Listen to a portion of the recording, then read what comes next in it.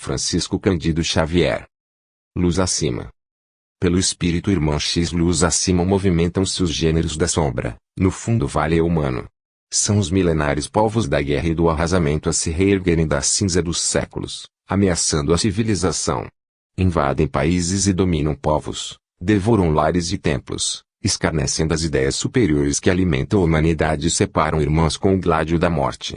Todavia, dos círculos escuros em que persevera a gritaria do mal, emerge a voz do pastor divino. Eu, porém, vos digo, sede misericordiosa. Amais os vossos inimigos. Bendizei os que vos maldizem, auxiliai os que vos odeiam. Orai pelos que vos perseguem e caluniam. Abençoai vossa cruz. Ao que vos obriga a seguir 1000 passos, marchai com ele 2000. Ao que pretenda contender convosco, por roubar-vos a túnica, dai-lhe também a capa. Perseverai no bem até ao fim. Tende bom ânimo. Nos conflitos ideológicos da atualidade, as forças perturbadoras do ódio e da separatividade conclamam, enfurecidas, em todas as direções: regressemos à barbárie. Desçamos às trevas.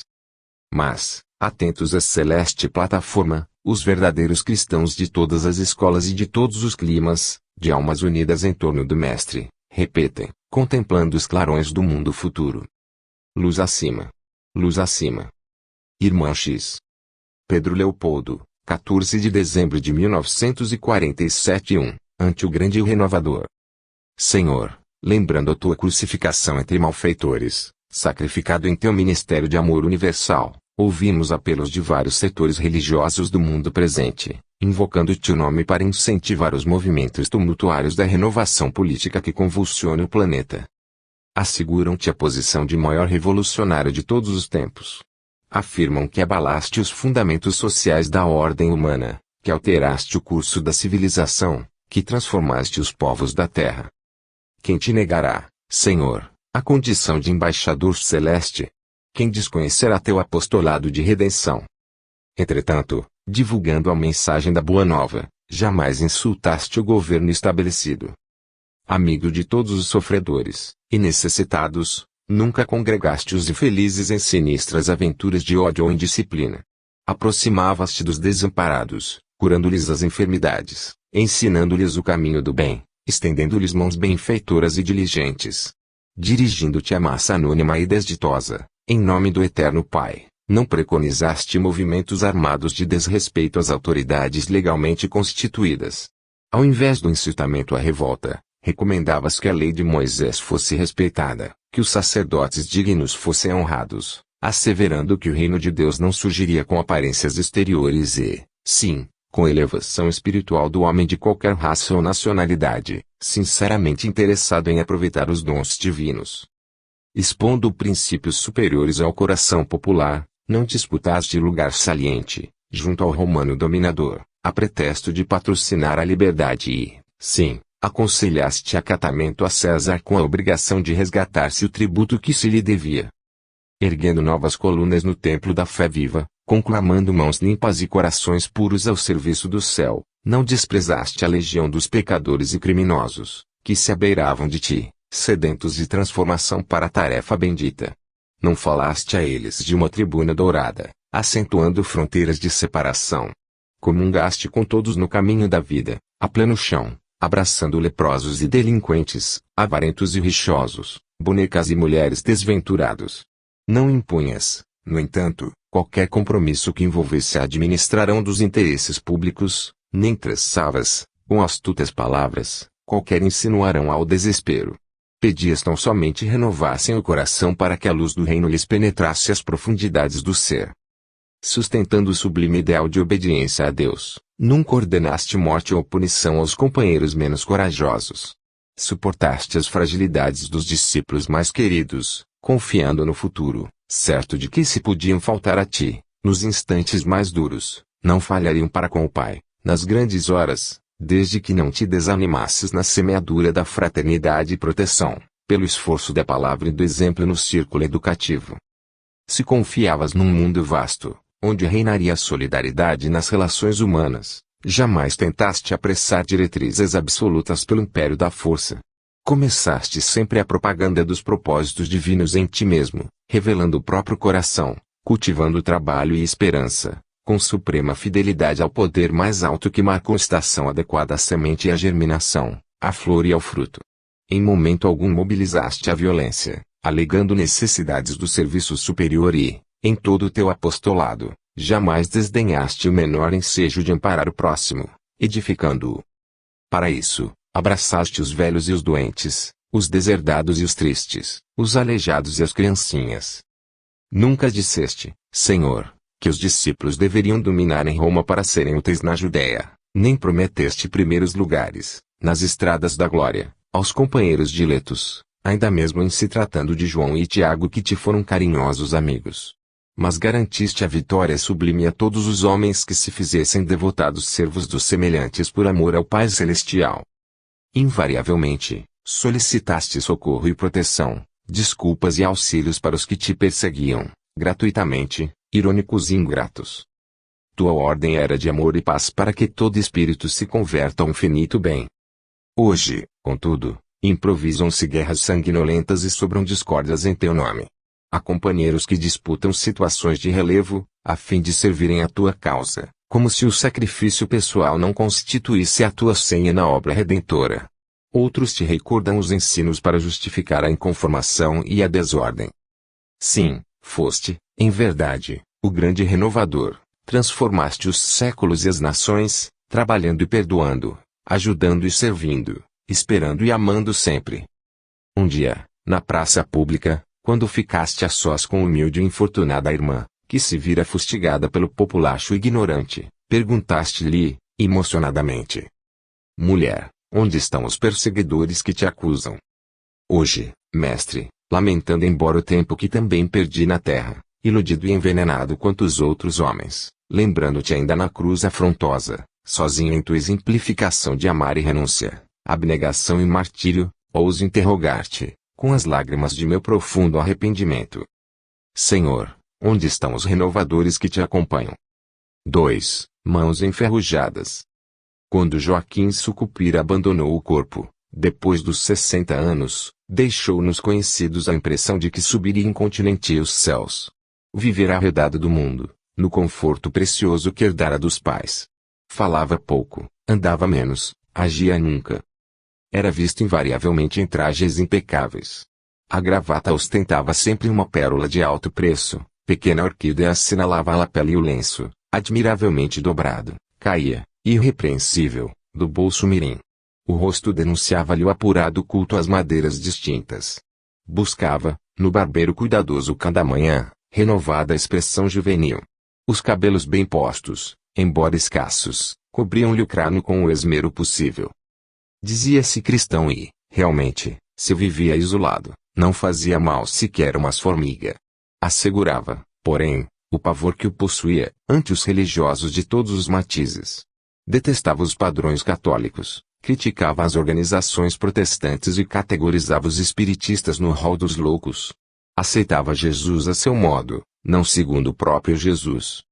As facilidades econômicas transitórias adiavam-lhe as lições benfeitoras do concurso fraterno, no campo da vida. Estudava, estudava, estudava. E cada vez mais se convencia de que as melhores diretrizes eram as dele mesmo. Afastamento individual para evitar complicações e desgostos. Admitia, sem rebuços, que assim efetuaria a preparação adequada para a existência depois do sepulcro. Em vista disso, a desencarnação de homem tão cauteloso em preservar-se, passaria por viagens sem escalas com o destino à corte celeste. Dava aos familiares dinheiro suficiente para aventuras e fantasias, a fim de não ser incomodado por eles. Distribuía esmolas vultuosas, para que os problemas de caridade não lhe visitassem o lar. Afastava-se do mundo para não pecar. Não seria Joaquim, perguntavam amigos íntimos, o tipo religioso perfeito? Distante de todas as complicações da experiência humana, pela força da fortuna sólida que herdara dos parentes, seria impossível que não conquistasse o paraíso. Contudo, a responsabilidade que o defrontava agora não correspondia à expectativa geral. Sucupira, desencarnado, ingressava numa esfera de ação, dentro da qual parecia não ser percebido pelos grandes servidores celestiais. Via-os em movimentação brilhante, nos campos e nas cidades. Segredavam ordens divinas aos ouvidos de todas as pessoas em serviços dignos. Chegara a ver um anjo singularmente abraçado à velha cozinheira analfabeta. Em se aproximando, todavia, dos mensageiros do céu, não era por eles atendido. Conseguia andar, ver, ouvir, pensar. No entanto, desventurado Joaquim, as mãos e os braços mantinham-se inertes. Semelhavam-se a antenas de mármore, irremediavelmente ligadas ao corpo espiritual. Se tentava matar a sede ou a fome, obrigava-se a cair de bruços porque não dispunha de mãos amigas que o ajudassem.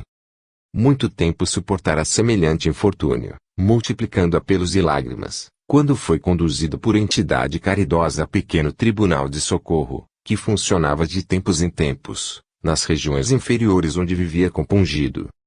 O benfeitor que desempenhava ali funções de juiz, reunida a Assembleia de Espíritos Penitentes, declarou não contar com muito tempo, em face das obrigações que o prendiam nos círculos mais altos e que viera até ali somente para liquidar casos mais dolorosos e urgentes. Devotados companheiros do bem selecionavam a meia dúzia de sofredores que poderiam ser ouvidos, dentre os quais, por último, figurou Sucupira, a exibir os braços petrificados. Chorou, rogou, lamuriou-se. Quando pareceu disposto a fazer o relatório geral e circunstanciado da existência finda, o julgador obtemperou: não, meu amigo, não trate de sua biografia. O tempo é curto. Vamos ao que interessa. Examinou-o detidamente e observou, passados alguns instantes, sua maravilhosa acuidade mental demonstra que estudou muitíssimo. Fez pequeno intervalo e entrou a arguir: Joaquim, você era casado? Sim. Zelava a residência. Minha mulher cuida de tudo. Foi pai? Sim. Cuidava dos filhos em pequeninos. Tínhamos suficiente número de criadas e amas. E quando jovens? Eram naturalmente entregues aos professores. Exerceu alguma profissão útil. Não tinha necessidade de trabalhar para ganhar o pão. Nunca sofreu dor de cabeça pelos amigos. Sempre fugi, receoso, das amizades. Não queria prejudicar, nem ser prejudicado. O julgador interrompeu-se, refletiu longamente e prosseguiu: Você adotou alguma religião? Sim, eu era cristão, esclareceu Sucupira. Ajudava os católicos? Não. Detestava os sacerdotes. Cooperava com as igrejas reformadas? De modo algum. São excessivamente intolerantes. Acompanhava os espíritas? Não. Temia-lhes presença. Amparou doentes, em nome de Cristo. A terra tem numerosos enfermeiros. Auxiliou criancinhas abandonadas. Há creches por toda parte. Escreveu alguma página consoladora? Para quê? O mundo está cheio de livros e escritores. Utilizava o martelo e o pincel? Absolutamente. Socorreu animais desprotegidos? Não. Agradava-lhe cultivar a terra? Nunca. Plantou árvores benfeitoras? Também não. Dedicou-se ao serviço de condução das águas, protegendo paisagens empobrecidas? Sucupira fez um gesto de desdém e informou: Jamais pensei nisto. O instrutor indagou-lhe sobre todas as atividades dignas conhecidas no planeta. Ao fim do interrogatório, opinou sem delongas: Seu caso explica-se. Você tem as mãos enferrujadas. Ante a careta do interlocutor amargurado, esclareceu: É o talento não usado, meu amigo. Seu remédio é regressar à lição. Repita o curso terrestre. Joaquim, confundido, desejava mais amplas elucidações. O juiz, porém, sem tempo de ouvi-lo, entregou-o aos cuidados de outro companheiro. Rogério, carioca desencanado, tipo 1945, recebeu-o de semblante amável e feliz. Após escutar-lhe compridas lamentações, convidou, pacientemente: Vamos, Sucupira. Você entrará na fila em breves dias. Fila? Interrogou o infeliz, boquiaberto. Sim, acrescentou o alegre ajudante, na fila da reencarnação. E, puxando o paralítico pelos ombros, concluía, sorrindo: O que você precisa, Joaquim, é de movimentação. 3. Pequena história do discípulo. Quando o mestre visitou o aprendiz pela primeira vez, encontrou mergulhado na leitura das informações divinas. Viu-o absorto na procura de sabedoria e falou: Abençoado seja o filho do conhecimento superior. E passou à frente, entregando-o ao cuidado de seus prepostos. Voltando, mais tarde, a revê-la, surpreendeu inflamado de entusiasmo pelo maravilhoso. Sentia-se dominado pelas claridades da revelação, propondo-se estendê-la por todos os recantos da terra.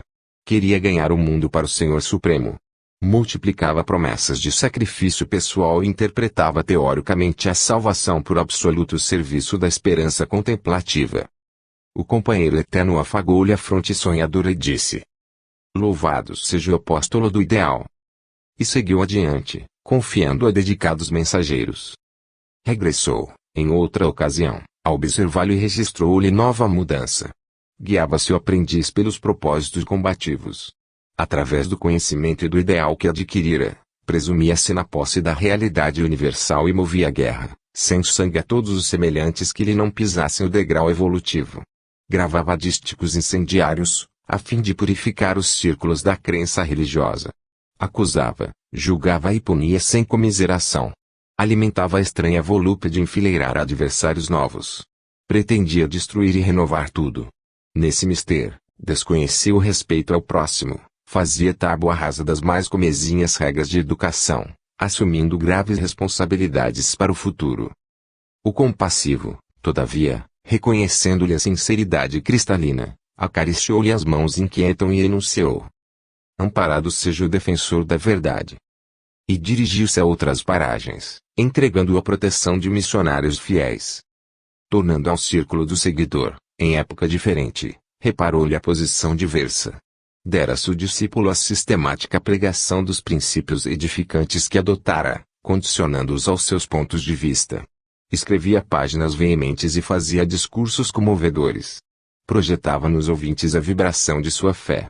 Era condutor das massas, herói do verbo primoroso, falado e escrito. O instrutor sublime abraçou-o e declarou: Iluminado seja ministro de palavras celestial. E ganhou rumo os outros, colocando-o sob a inspiração de valorosos emissários. Escoados longos anos, retornou magnânimo e anotou-lhe a transformação. O aprendiz exibia feridas na alma. A conquista do mundo não era tão fácil, refletia ele com amargura. Embora sincero, fora defrontado pela falsidade alheia. Desejoso de praticar o bem, era incessantemente visado pelo mal. Via-se rodeado de espinhos. Suportava calúnias e sarcasmos. Alvejado pelo ridículo entre os que mais amava, trazia o espírito avivado de dúvidas e receios perniciosos. Era incompreendido nas melhores intenções. Se dava pão, recebia pedradas. Se acendia luz, provocava perseguições das trevas. Lia os livros santos, à maneira do faminto que procura alimento. Sustentava seus ideais com dificuldades sem conto. Ensinava o caminho superior, de coração dilacerado e pés sangrando. O sábio dos sábios enxugou o suor copioso e falou: Amado seja o peregrino da experiência. E seguiu, estrada fora, confiando ao carinhosos benfeitores. Retornando, tempos depois, o Salvador assinalou-lhe a situação surpreendente. Chorando para dentro, reconhecia o discípulo que muito mais difícil que a conquista do mundo era o domínio de si mesmo. Em minutos culminastes do aprendizado, entregarás-te também a forcas inferiores, embora de pé, sabia, de conhecimento pessoal, quão amargo sabor impunha o lodo à boca. Cedera, bastas vezes, essas sugestões menos de giras que combatia. Aprender que, se era fácil ensinar o bem aos outros, era sempre difícil e doloroso edificá-lo na próprio íntimo. Ele que condenara a vaidade e o egoísmo, a volúpia e o orgulho, verificava que não havia desalojado tais monstros de sua alma. Renunciava ao cômputo bate com o exterior, a fim de lutar consigo muito mais. Vivia sob a pressão de tempestade renovadora. Ciente das fraquezas e imperfeições de si mesmo, confiava, acima de tudo, no Altíssimo, a cuja bondade infinita submetia os torturantes problemas individuais, através da prece e da vigilância entre lágrimas. O divino amigo secou-lhe o pranto e exclamou: Bendito seja o irmão de dor que santifica. E seguiu para diante, recomendando aos colaboradores celestiais. Anos decorridos, regressou misericordioso e admirou-lhe a situação diversa. O discípulo renovara-se completamente. Preferia calar para que outros se fizessem ouvir. Analisava as dificuldades alheias pelos tropeços com que fora defrontado na senda. A compreensão em sua alma era doce e espontânea, sem qualquer tendência à superioridade que humilha. Via irmãos em toda parte e estava disposto a auxiliá-los e socorrê-los, sem preocupação de recompensa. Aos seus olhos, os filhos de outros lares deviam ser tão amados quanto os filhos do teto em que nascera. Entendia os dramas dolorosos dos vizinhos, honrava os velhos e estendia mãos protetoras às crianças e aos jovens. Lia os escritos sagrados, mas enxergava também a eterna sabedoria na abelha operosa, na nuvem distante, no murmúrio do vento. Regozijava-se com a alegria e o bem-estar dos amigos, tanto quanto lhes partilhava os infortúnios. Inveja e ciúme, despeito e cólera, não lhe perturbavam o santuário interior. Não sentia necessidade de perdoar, porque amava os semelhantes como Jesus lhe havia ensinado. Orava pelos adversários gratuitos do caminho, convencido de que não eram maus e, sim, ignorantes e incapazes. Socorria os ingratos, lembrando que o fruto verde não pode oferecer o sabor daquele que amadurece a seu tempo. Chorava de júbilo, a sós, na oração de louvor, reconhecendo a extensão das bênçãos que recebera do céu. Interpretava dores e problemas como recursos de melhoria substancial. As lutas para ele degraus de ascensão. Os perversos, ao seu olhar, eram irmãos infelizes, necessitados de compaixão fraternal. Rua palavras jamais condenava. Seus pés não caminhavam em vão. Seus ouvidos mantinham-se atentos ao bem. Seus olhos enxergavam de maio alto. Suas mãos ajudavam sempre. Sintonizava sua mente com a esfera superior. Seu maior desejo, agora, era conhecer o programa do Mestre e cumpri-lo. Pregava a verdade e a ensinava a quantos procurassem ouvi-lo, entretanto, experimentava maior prazer em ser útil. Guardava, feliz, a disposição de servir a todos. Sabia que era imprescindível amparar o fraco para que a fragilidade não o precipitasse no pó, e ajudar ao forte a fim de que a força mal aplicada não o envilecesse. Conservava o conhecimento, o ideal, o entusiasmo, a combatividade em favor do bem, a experiência benfeitora e a oração iluminativa. Todavia, acima de tudo, compreendia a necessidade de refletir a vontade de Deus no serviço ao próximo.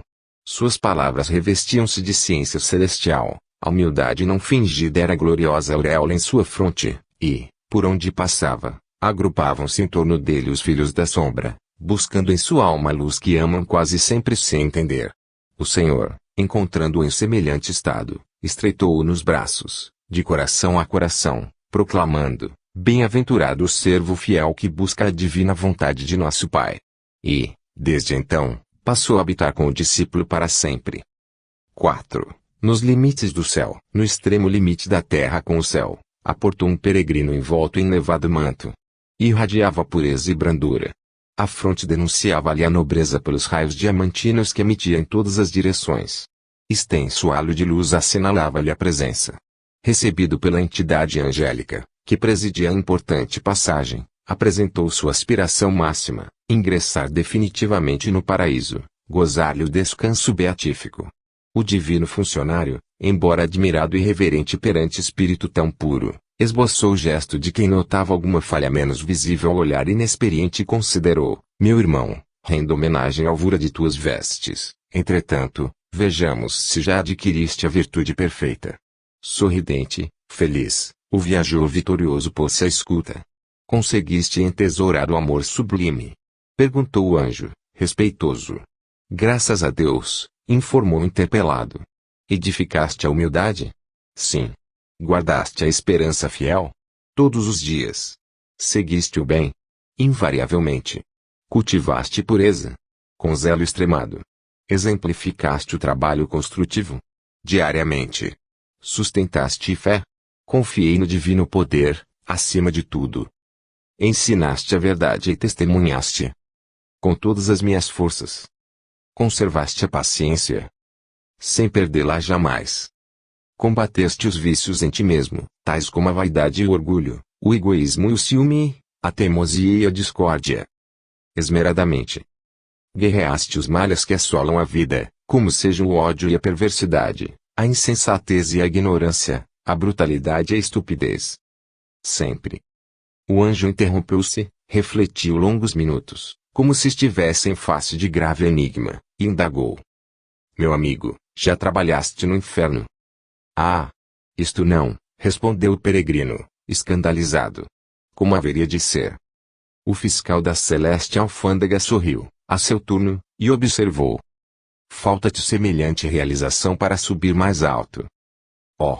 Que contrassenso, aventurou o interessado, como servir entre gênios satânicos, de olhos conturbados pela permanente malícia, de ouvidos atormentado pela gritaria, de mãos atadas pelos impedimentos do mal soberano, de pés cambaleantes sobre o terreno inseguro, com todas as potências da alma perturbadas pelas tentações.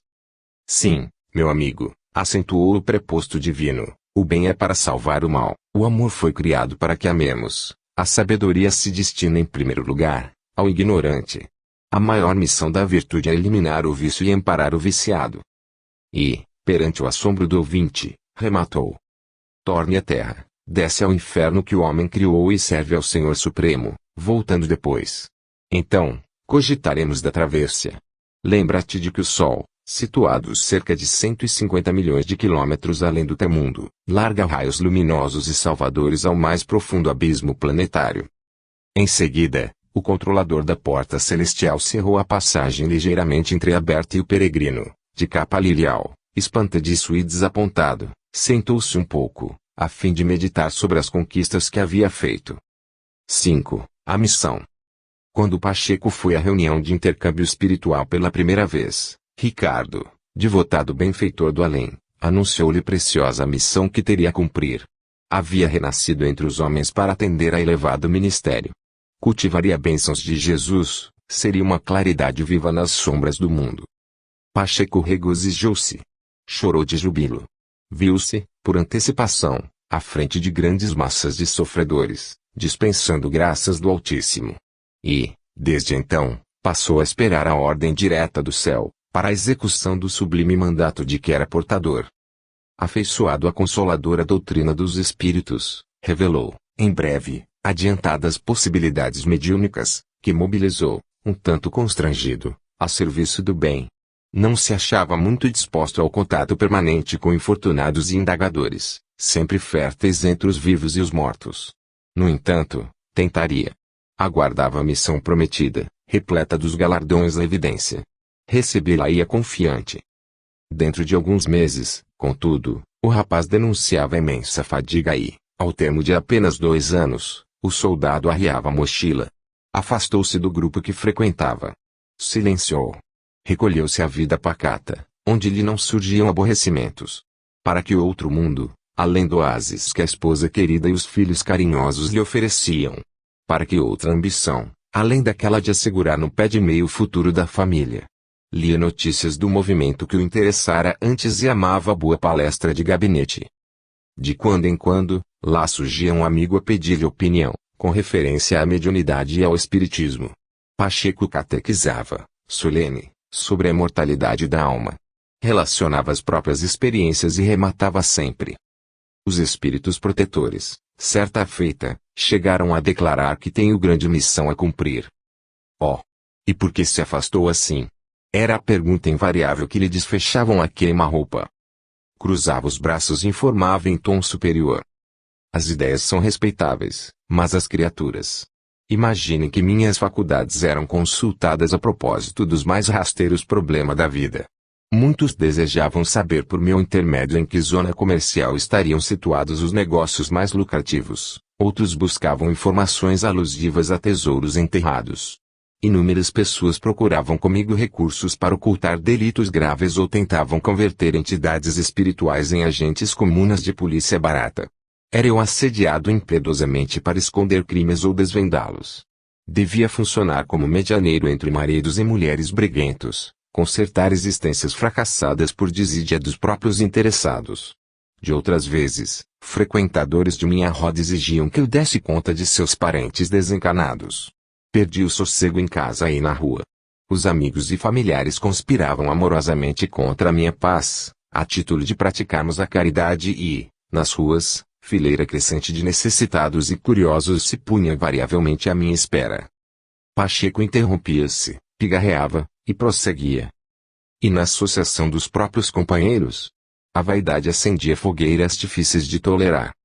A discórdia lavrava entre todos. Ninguém pretendia servir. Todos buscavam mandar e controlar. A obediência a Jesus e aos bons espíritos era mandamento para a boca. O coração andava longe.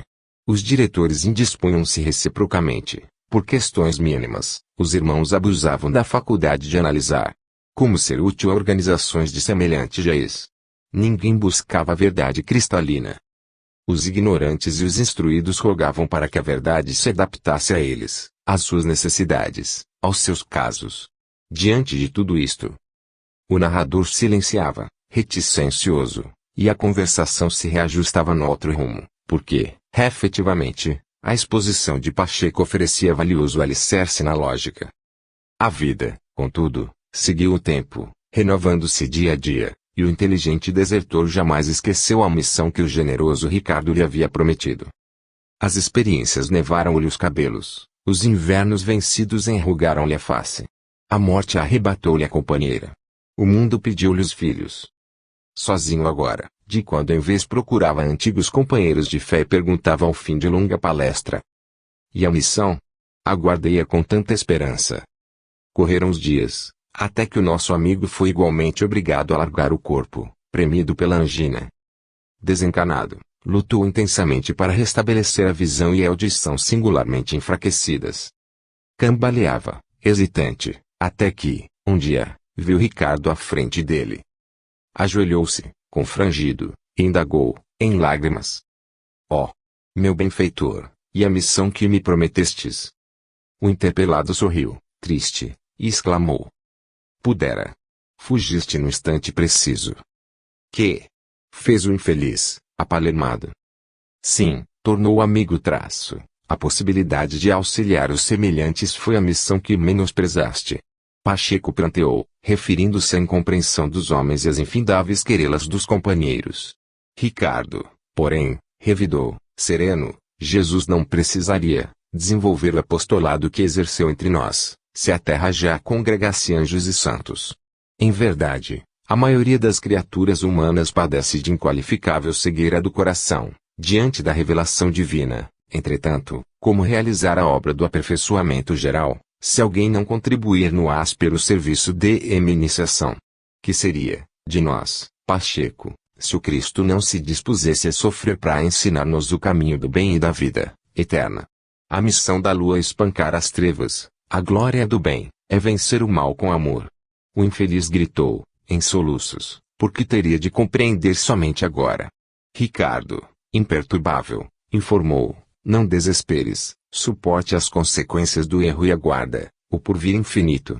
Regressarás mais tarde à escola do mundo, e, quando estiveres no círculo da carne, novamente, nunca te esqueças de que as missões salvadoras na terra, quase sempre, chegam vestidas de avental ou de macacão. 6. O anjo servidor. Quando o anjo servidor, em trabalho inadiável, alcançou o pátio e repousaste, onde se aglomeravam desencanados diversos, olhou de relance para ver se descobria alguém que com ele cooperasse na tarefa que o deslocava do céu. Necessitava de companheiro recém-vindo da terra e, aproximando-se das almas recentemente desembarcadas no além, procurou, lesto, entre elas, o colaborador nas condições exigidas. Explicou seus objetivos em poucas palavras e dirigiu-se ao cavaleiro de semblante grave, perguntando: meu irmão, quais são os seus planos? Estou aguardando a minha entrada no banquete divino, redarguiu o interpelado, sem cerimônia traço. Fui católico, apostólico romano. Servia diversas congregações, jamais perdi a Santa Missa. Confessava-me regularmente. Recebi, centenas de vezes, a sagrada partícula, extasiado e feliz. Respeitei os sacerdotes e beijei, reverente, o anel dos meus pastores. Distribuía esmolas pela conferencia a que me filiara. Honrei a memória dos santos com dilatadas penitências.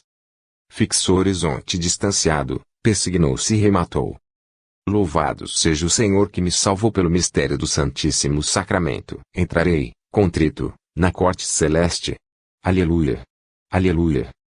O emissário de mais alto aprovou-o, com um gesto silencioso, e passou adiante. Pousando atenção no outro recém-desencanado, indagou: amigo, que esperas por tua vez? E, eu? Suspirou: busco a herança de meu Deus. Vivi na religião reformada. Guardei a fé, acima de tudo. Nunca faltei aos meus cultos. Fiz a leitura diária da Bíblia, enquanto estive na terra. Defendi os ideais evangélicos, ardorosamente. Fui combatente de Cristo, condenando-lhe os inimigos. Contava com a remuneração de meus serviços, no juízo final. No entanto, reconheço hoje que a minha glória pode ser apressada. Habitarei à direita de meu Senhor para sempre. O anjo fez sinal de aprovação e passou a um terceiro. Que aguardas, irmão? Interrogou ele. Radiante, o novo interlocutor observou. Fui espiritista.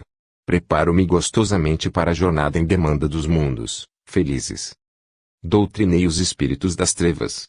Pratiquei a caridade em todos os setores. Fui simples e paciente. Em tempo algum estive ausente das minhas sessões.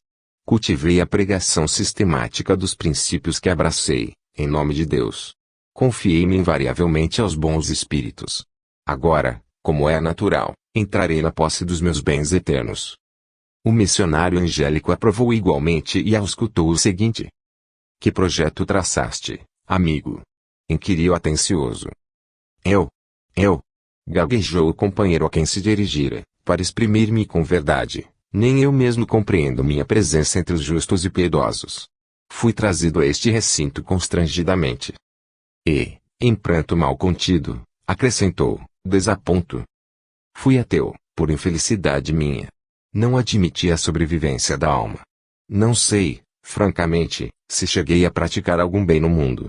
Apenas busquei sempre a execução dos meus deveres de humanidade, atendendo às diretrizes da reta consciência. Procurei levantar os fracos e os abatidos e proporcionar ensejos de aprendizado e serviço a ignorantes e ociosos como se o fizesse a mim mesmo, sem nenhum propósito de ser recompensado na paisagem que me surpreende. Tantos sofredores, porém, encontrei no caminho terrestre, tanto trabalho vi no planeta guardando braços fortes e generosos que, sabendo hoje da existência de uma justiça misericordiosa e infalível no céu, muito me envergonho da descrença que adotei na terra, embora procurasse lutar para ser um homem digno, e, se me fosse concedido formar algum projeto, devo assegurar que meu único desejo é regressar à terra e cooperar mais ativamente na felicidade dos nossos semelhantes. Com surpresa, o anjo abraçou e convidou a segui-lo, esclarecendo. Sim, vamos. Todos os que permanecem neste teatro de repouso merecem a benção divina.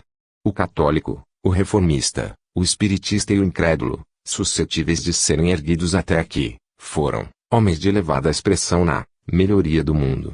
Todavia, para servir imediatamente no meu lado, prefiro o irmão que não tem o pensamento prisioneiro do salário celestial. Preciso de um cooperador liberado das complicações de pagamento.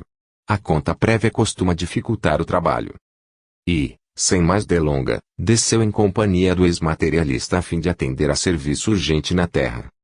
7. No Reino da Terra. Em meio de nossas conversações referentes às grandes personalidades do mundo, o ancião generoso tomou a palavra e contou, pausadamente. Dizem que após as vitórias de Constantino, quando os cristãos se sentiram mais tranquilos, em virtude dos cálculos políticos do imperador, o diabo, certo dia, tomou as aparências do mestre e, com maneiras sacrílegas, aproximou-se da multidão reverente e boquiaberta.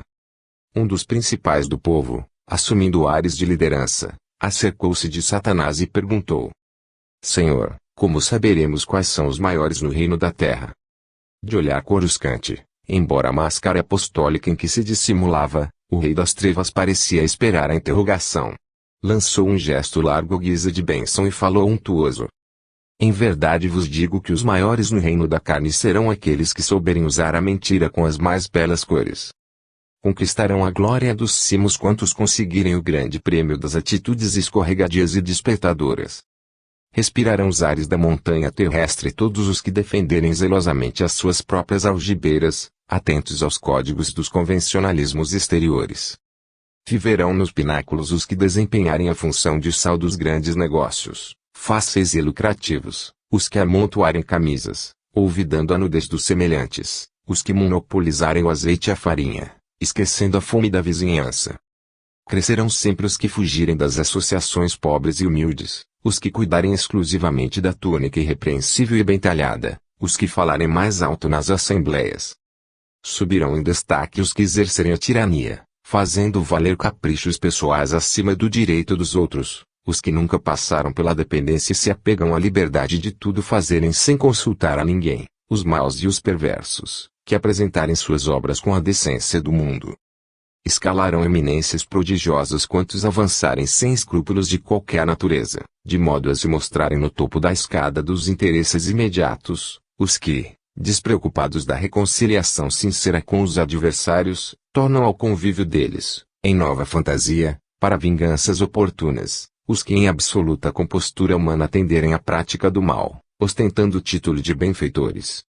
Ganharão alturas inexprimíveis na terra os que melhor anularem os seus irmãos, os que, em lugar do amai-vos uns aos outros, exercitarem o devorai-vos como puderdes, os que, ao invés do orai e vigiai, aceitarem como lema o defendei-vos de qualquer modo sem reparar os meios. Revelar-se-ão nas galerias da evidência aqueles que caluniarem como quem elogia, que perseguirem como quem ajuda, que destruírem o bem como quem combate o mal. Valorizar-se-ão incessantemente nos mercados da apreciação comum os que assassinarem o tempo, menosprezarem o trabalho digno e ridicularizarem o estudo sério e edificante. Levantar-se-ão como gigantes os cultivadores do sarcasmo, os expoentes da ironia e os representantes mais finos da crítica.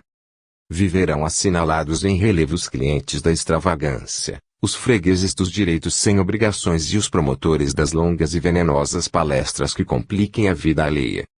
Atingirão invejáveis cumes os que melhor confundirem a quem os ouça, os afoitos em possuir e os inteligentes na preservação das vantagens transitórias que lhes são próprias. Em verdade vos foi dito que enquanto não vos fizerdes simples como as crianças, não estareis aptos à maioridade no reino dos céus. Agora, porém, vos digo que enquanto não vos fizerdes maduros, na habilidade humana, de modo algum possuireis o reino da terra.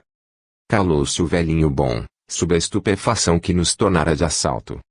Em seguida longo silêncio, deitou para trás as madeixas de cabelos brancos a lhe caírem esparsas na testa rugosa, levantou-se, firme, arrimado ao bordão e exclamou para nós outros, antes de prosseguir o seu caminho.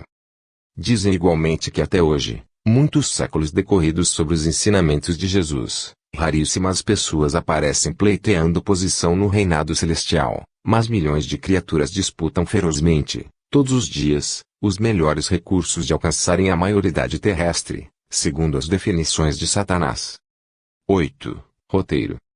A requisição de palpites do plano invisível é tão velha quanto o mundo. O primeiro templo consagrado à fé religiosa na Terra terá sido, certamente, um tribunal de súplicas, em que o homem primitivo buscava a manifestação dos deuses. E, em todos os tempos, o grito de socorro abafou o hino de hosanas. O espírito encarnado no planeta desempenha, acima de tudo, o papel de Édipo, rolando na tela das circunstâncias tecida por ele mesmo.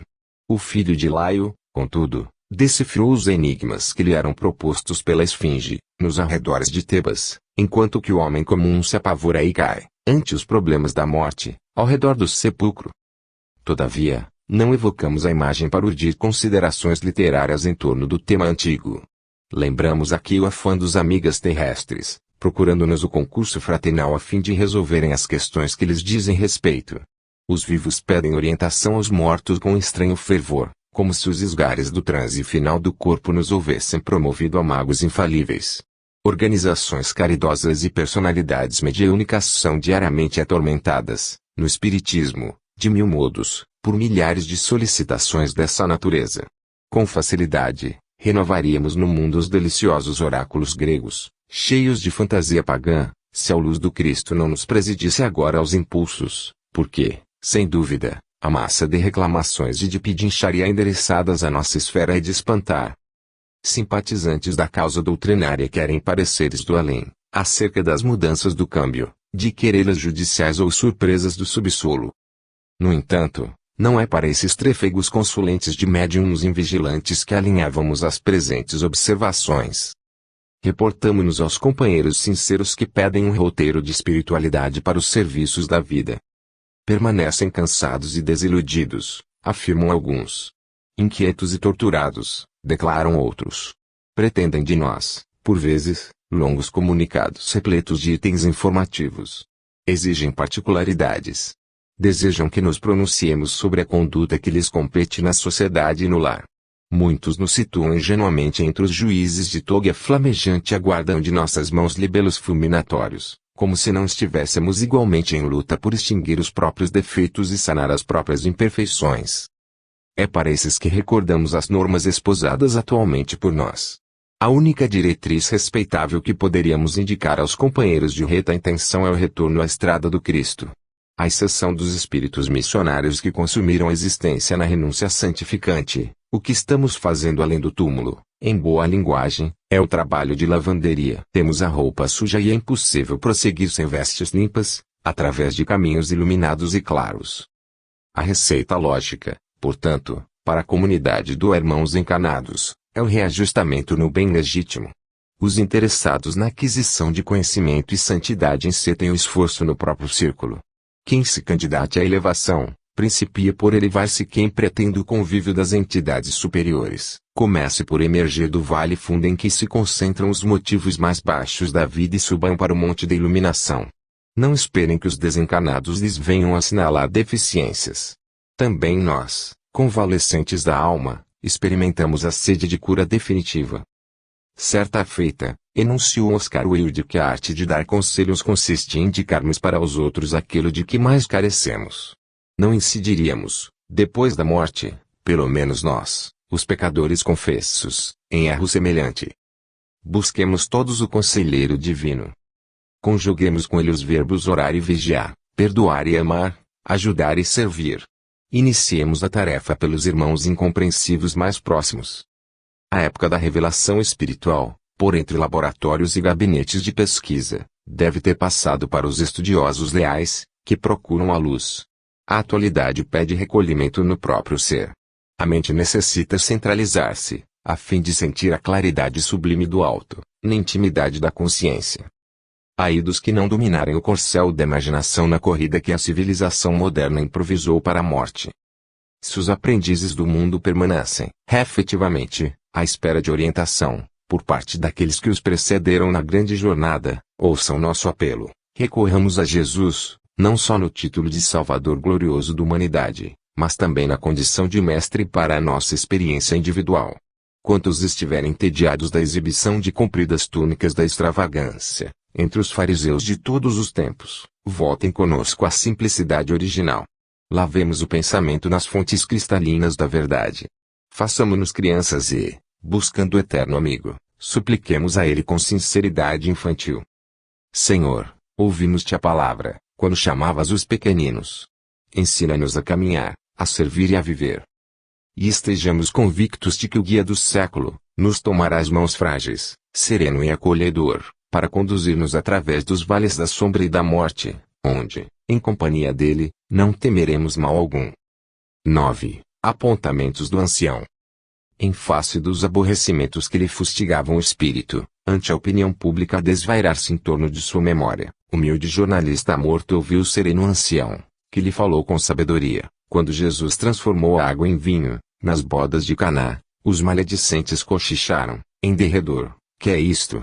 Um Messias, incentivando a embriaguez. Mais tarde, em se reunindo aos pescadores da Galileia, a turba anotou, inconsciente, é um vagabundo em busca de pessoas tão desclassificadas quanto ele mesmo. Por que não procura os principais?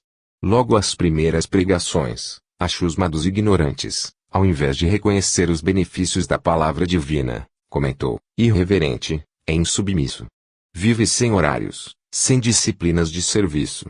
À vista da multiplicação dos pães e dos peixes, a massa não se comoveu quanto seria de esperar. Muita gente perguntou, franzindo sobrancelhas, como um orientador sustentando ociosos.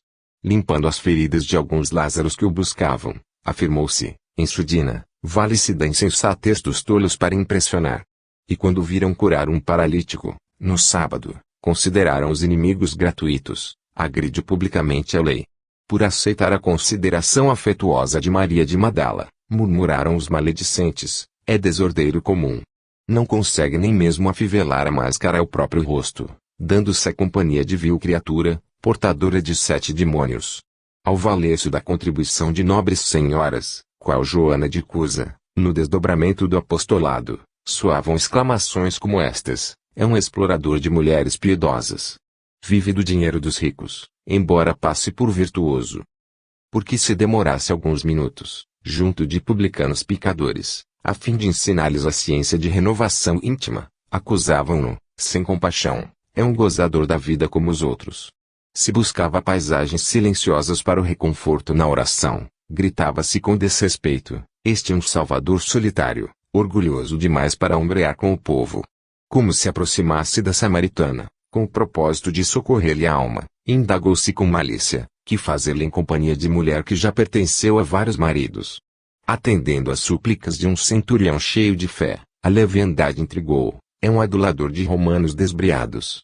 Visitando Zaqueu, escutou apontamentos irônicos, é um pregador do céu que se garante com os poderosos senhores da terra. Abraçando o cego de Jericó, registrou a inquirição que se fazia ao redor de seus passos, que motivos o prendem a tanta gente imunda. Penetrando Jerusalém no dia festivo, e impossibilitado de impedir o regozijo de quantos confiavam em seu ministério, afrontou sentenças sarcásticas, fora com o revolucionário. Morte ao falso profeta. Censurando o baixo comercialismo do grande templo de Salomão, dele disseram abertamente, é criminoso perseguidor de Moisés. Levantando Lázaro no sepulcro, gritavam não, longe, é Satanás em pessoa. Reunindo os companheiros na última ceia, para as despedidas, e lavando-lhes os pés, observaram nas vizinhanças do cenáculo, é pobre de mente.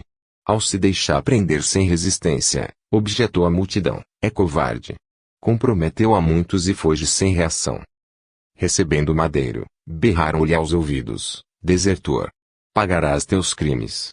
No martírio supremo, era apostrofado sem comiseração, feiticeiro. De onde virão teus defensores? Torturado, em plena agonia, ouviu de bocas inúmeras, salva a ti mesmo e desce da cruz. E antes que o cadáver viesse para os braços maternos, trêmulos de angústia, muita gente regressou do Gólgota, murmurando, teve o fim que merecia, entre ladrões. O velhinho fez intervalo expressivo e ajuntou, como sabe, isto aconteceu com Jesus Cristo, o divino governador espiritual do planeta. Sorriu, afável, e rematou, endividados como somos, que devemos aguardar, por nossa vez, das multidões da terra. Foi, então, que viu o pobre escritor desencanado exibir uma careta de alegria, que se degenerou em cristalina e saborosa gargalhada. 10. Um homem do mundo. Que Sidônio Gonçalves era homem inteligente não havia negar. Cuidava de todos os interesses da vida terrena com vulgar mestria. Sua capacidade inventiva, na zona do ganho financeiro, era invejável. De longe, cercava negócios lucrativos. Identificava os fatores de ordem econômica, usando tão grande tirocínio que as suas contas eram sempre as de multiplicar. E dava prazer vê-lo, nas conversações evangélicas, junto aos colegas de trabalho espiritista. Revelava surpreendente espontaneidade nos conceitos felizes. Não chegava a comprometer-se na tribuna, mas fazia profissão de fé na palestra brilhante e macia. Os amigos espirituais, observando-lhe a acuidade intelectual, tudo faziam por chamá-lo ao desbravamento de caminhos para a esfera mais alta, mobilizando recursos indiretos. Sidônio era o homem admirável no jogo das aquisições transitórias, que não faria se aplicasse à mente as propriedades eternas do espírito. Em razão disso, congregaram-se parentes próximos e remotos, no outro mundo, a fim de lhe soerguerem o padrão íntimo. Crivaram-no de mensagens consoladoras e elevadas. Fizeram-lhe nas mãos, por intermédio de valiosos amigos, centenas de livros notáveis e avisos santificantes. Devia ser bom e útil, valendo-se da vida terrena para iluminar-se. Sidônio, porém, fosse nos salões ou nas ruas, esquivava-se, gentilmente, ao serviço, comentando: quem sou, meus amigos? Sou um homem do mundo, atolado em negócios materiais. Não estou preparado em face da sementeira divina. Os benfeitores do além, contudo, não repousavam. Gonçalves era chamado ao reino do Senhor, através de 1000 modos. Da linha de conhecimento a que chegara, entretanto, descia sempre, incapaz do impulso de elevação. Se era convidado a visitar doentes, sua resposta era clara: quem sou eu? Nada tenho para dar. Além disso, sinto-me inabilitado para socorrer enfermos. Tenho os nervos em pandarecos. Quando algum companheiro, Inspirado pelos espíritos benevolentes, vinha rogar-lhe o concurso na direção de algum centro de caridade. Replicava, de pronto: eu? Que pensam de mim? Sou indigno de tal responsabilidade. Minha presença complicaria as questões, ao invés de resolvê-las. De outras vezes, irmãos de luta, nas mesmas circunstâncias, solicitavam-lhe o empréstimo do nome para o serviço de beneficência cristã, mas Sidônio respondia, implacável: nada disto. Quem sou eu? Não tenho valor algum e a opinião pública jamais me perdoaria. Substituam-me, porque, de fato, não sirvo. Continuava frequentando as reuniões evangélicas e prosseguiam os apóstolos da espiritualidade acenando-lhe ao coração. Sugeriram-lhe, certo dia, o desenvolvimento mediúnico, em benefício dos infortunados. O escolhido, no entanto, repeliu com firmeza. Que péssima lembrança, exclamou melindrado, tenho de viver muitos séculos, antes de tal cometimento. Sou um homem do mundo, inibido de partilhar de ministério como esse. As entidades amigas tentaram, então, situar-lhe o concurso no lactário. Quando algumas senhoras, orientadas por trabalhadores desencanados, lhe trouxeram o plano, Gonçalves explodiu. Eu? Tratar de órfãos abandonados? Que ideia infeliz! Procurem outra pessoa. E esfregando as mãos, espantadiço, acentuava o estribilho. Sou um homem do mundo. Os círculos superiores buscaram, então, localizar-lhe o serviço num asilo de velhos, para que a sua mente, através da assistência fraternal, conseguisse algum acesso a regiões de pensamentos mais nobres. Sidônio necessitava acender a própria luz. As possibilidades que detinha estavam prestes a extinguir. A existência curta na terra já lhe impunha o entardecer. O interessado na bênção, contudo, recusou-a. Registrando o apelo que se lhe dirigia à cooperação, anunciou sem tergiversar: absolutamente. Não aceito a incumbência. E redizia: quem sou eu? Por fim, os missionários de cima recordaram-lhe a oportunidade de amparar alguns loucos, relegados ao hospício. O colaborador retardatário poderia fazer muito ainda. Ajudaria companheiros devotados ao bem e salvaria vários doentes. Todavia, em face do novo convite, esperneou, negou e fugiu. Veio, porém, a hora da partida e Gonçalves, realmente, experimentou o coração vazio e angustiado. Nada mais fizera que algemar-se aos interesses efêmeros e, sem o veículo de carne, não sabia como utilizar a enormidade do tempo, além-túmulo. Via-se aflito, sem equilíbrio e sem luz. Depois de longas e difíceis peregrinações pelas vias da incompreensão e do sofrimento, foi recebido por dedicado mensageiro celeste, que lhe atendeu às rogativas, tocadas de pranto. Sidônio ajoelhou-se à frente do sublime missionário e envolvido em seu magnetismo inundado de amor, os olhos se lhe abriam. Era o retorno à claridade bendita. Mãos estendidas e trêmulas, interpelou o emissário, que não se mostrava disposto a ouvi-lo, por muito tempo, em virtude das obrigações que o reclamavam a outros lugares. Mensageiro do céu, implorou comovedoramente: valei-me por quem sois. Sempre guardei muita fé na providência divina, procurei as reuniões edificantes em que os espíritos bons nos ajudavam, fui um crente e deixei o corpo grosseiro, esperando a admissão nas esferas felizes. Ante o embaixador silencioso, repetia, inquieto: não me conheceis, porventura? Será possível seja eu agora desfavorecido pelos protetores aos quais recorri? O preposto de Jesus, estampando indisfarçável tristeza na fisionomia calma, falou: conheço-o bem. Todas as vezes que lhe enviávamos um apelo de serviço, sua mente dava-se preço em perguntar pela própria identidade.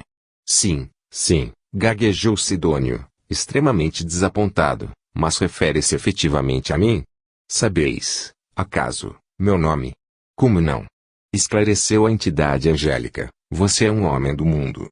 Quando modificar a sua direção, transferindo sua alma de residência, procure-nos. Estaremos prontos a atender. Desviou-se o emissário seguindo outra rota e, tornando a sombra, Gonçalves, de coração apreço, passou a recordar. 11. Esclarecimento. Você pergunta, meu amigo, pelas razões que nos levam a escrever tanto. Não deveríamos procurar a corte celestial para repouso. Teríamos tamanha saudácia da tarefa humana, a ponto de reabsorver-lhe, voluntariamente, as angústias. A seu ver, O sepulcro seria o caminho ideal para o esquecimento absoluto. Até aí, sua indagação se perde no domínio das comum, quanto aos motivos que o compelem a trabalhar pela garantia da própria felicidade. Seu inquérito, contudo, vai mais além. Deseja